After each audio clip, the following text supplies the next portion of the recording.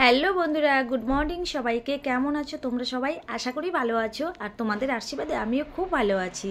তো অনেক দিন পর আবারও তোমাদের মাঝে ছোট্ট একটি ব্লগ নিয়ে চলে এসেছি। আজকে কিন্তু পৌষ সংক্রান্ত। তো পৌষ সংক্রান্তের দিন আমাদের এখানে বাতাসিতে মায়ের পুজো হয়, তো সেই মেলাতে আমরা চলে এসেছি। তো মেলা বলতে কি এখনও মেলাটা মিলেনি, আজকে প্রথম।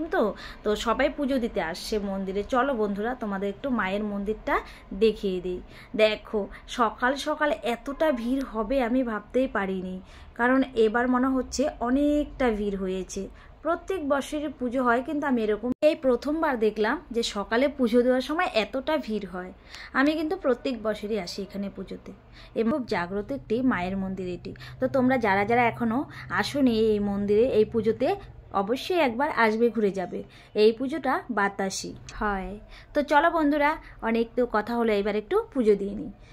চলে এসেছি পুজো দিতে। আমি তেমন কিছু নিয়ে আসিনি, কারণ আমাদের মানসি ছিল না, তো সেই কারণে আমরা শুধু প্রসাদ দেব একটু, আর ধূপকাঠি মোমবাতি ধরিয়ে দেব। তো চলো পুজো দিয়ে নিই। আমাদের মতো দেখো অনেকেই এখানে মনের ইচ্ছা, মানে মনের কথা বলছে। তো যাদের যাদের তোমাদের যেটা মনের ইচ্ছা বা মায়ের কাছে যা চাওয়ার, তো তোমরা চেয়ে নিতে পারো। মা কিন্তু এই মায়ের কাছে এসে কিন্তু অনেকজনের অনেক ইচ্ছা পূর্ণ হয়েছে। তো চলো বন্ধুরা, আমাদেরও পুজো দেওয়া হয়ে গেল। তো তোমরা যদি কেউ আসতে চাও তাহলে চলে আসবে। এই পুজোটা পৌষ সংক্রান্তের দিন হয়, তো সবাই চলে আসতে পারো। যারা যারা এখন আসনি, আসবে বলে ভাবছো, তো চলে আসবে বাতাসি।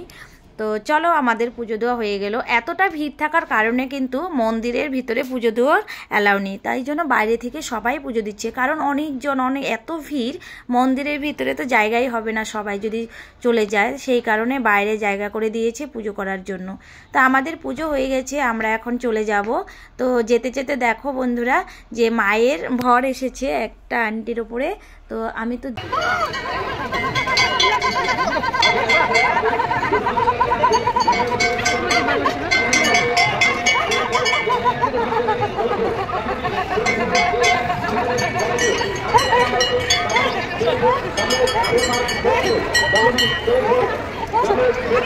এই আন্টিটার উপরে মায়ের ভর পড়েছে, তো সেই জন্য আন্টিটাকে নিয়ে যাচ্ছে মায়ের মন্দিরের সামনে।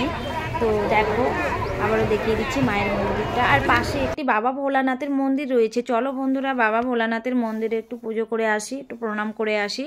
তো চলে আসলাম, এখানেও অনেকটা ভিড়, কি বলবো। আর বাবা ভোলানাথের মন্দিরটা দেখো, দেখিয়ে দিচ্ছি।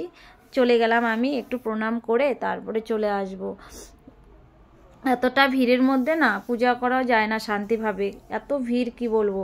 তো একটু প্রণাম করেই আমি চলে আসলাম। আমাদের বাড়ির পাশে মেলা, তাও আমি আসতে কত লেট করেছি। অনেক সকাল থেকেই লোকজন আসা শুরু হয়ে গেছে, আর এত ঠান্ডা পড়েছে আজকে কি বলবো, এই জন্য সকালে সকালে মানে আসতে পারিনি। আর অনেক সকাল থেকে কিন্তু এখানে লোকজনের ভিড় হয়ে গেছে। তো চলো বন্ধুরা, পূজা দিয়ে চলে আসলাম, এখন যাওয়া যাক বাড়িতে। রাতে কিন্তু আবার আসতে হবে, রাতে মেলা মিলবে। এখন তো শুধু সবাই পূজা করছে, তো এই পূজা উপলক্ষে কিন্তু মেলাটা হয়।